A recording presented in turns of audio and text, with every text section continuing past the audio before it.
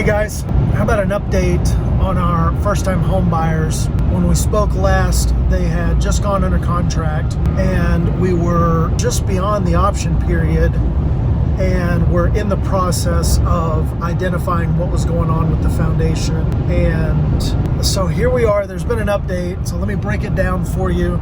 Hopefully this will give you some hope. The reality is sometimes things don't work out the way you want them to in the beginning. Gosh, there's a life lesson here. You really want something and you want it to work out, but you're afraid it's not going to, and then it crashes and burns and you wonder, wow, why did that happen? And then something great comes out of it. Beauty for ashes, as it's sometimes referred to. So let me give you an update on these guys and the house that they found, that they fell in love with, and is now kaput.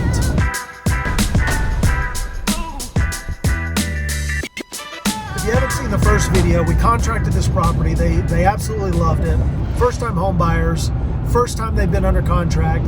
In fact, if I wind the clock back just a hair, we looked at 7 properties and got to the number on what we needed to offer in order to win. Not offer to be competitive, but in order to win the deal. So they had their pick and secured it, got it under contract, and we're off to the races. Well, now we knew that there was something going on with the foundation, either at one point in time or currently. Now, the listing agent and the seller were communicating that they didn't feel like it was that big a deal and it would be easily corrected. Well, that makes sense, but that's called being subjective. My buyers and their representative, Jono, decided, while that's plausible, we're not just going to accept that, hey, the person selling the house said it's not that big a deal, so it's not that big a deal, let's just keep going.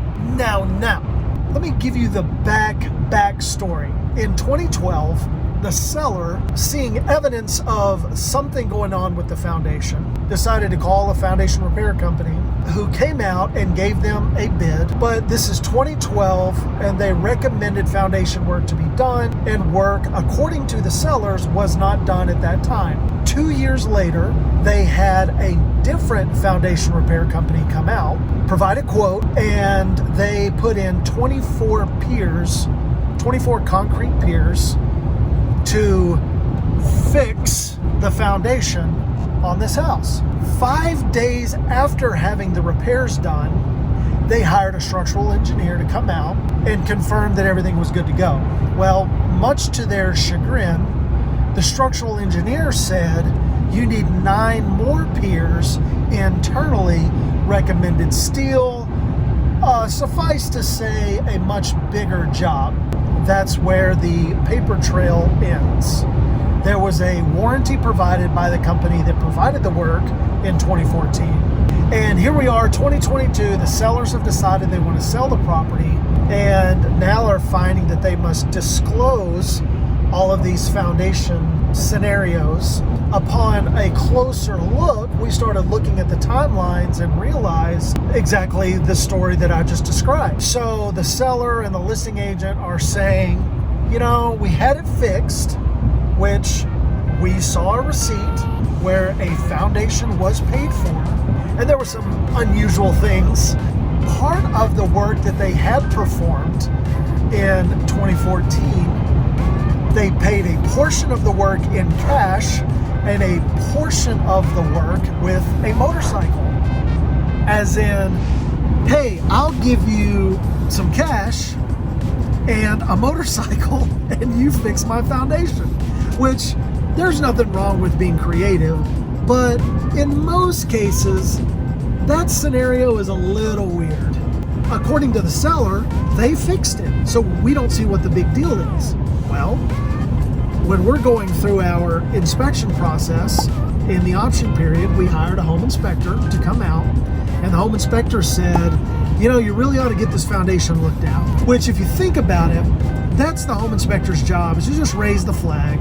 So in speaking with the listing agent, we decided, let's call the same structural engineer back out that came out after the foundation was repaired in 2014 have the same company come out and take their measurements and give their findings, and we'll use that as another data point to identify what our next steps are. The same structural engineer comes out, performs his measurements, and I'm there while it's happening, and the guy, who ironically was the same guy that came out in 2014, looked at me and said, they didn't fix it. Those were his words. They didn't fix it. In fact, not only did they not fix it, it's gotten worse. Now we're to the point of there is still a foundation problem according to a structural engineer. So the seller calls out a foundation repair company. We call out a foundation repair company and decide to just compare notes at the end.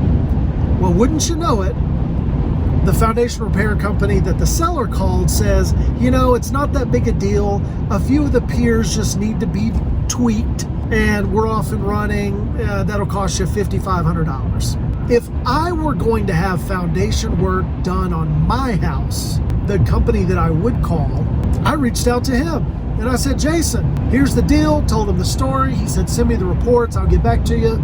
His quote to fix the foundation was $54,000. In this particular case, what the structural engineer recommended and what my friend Jason recommended was that you not just simply correct this with steel piers, but that you drill all the way to bedrock.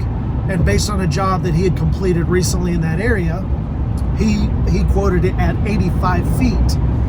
And then to install steel piers on top of bedrock, in his opinion, that's the right way to fix it. And that simply adjusting piers or throwing concrete piers in under this thing on an already moving soil would be akin to putting a Band-Aid on a broken bone.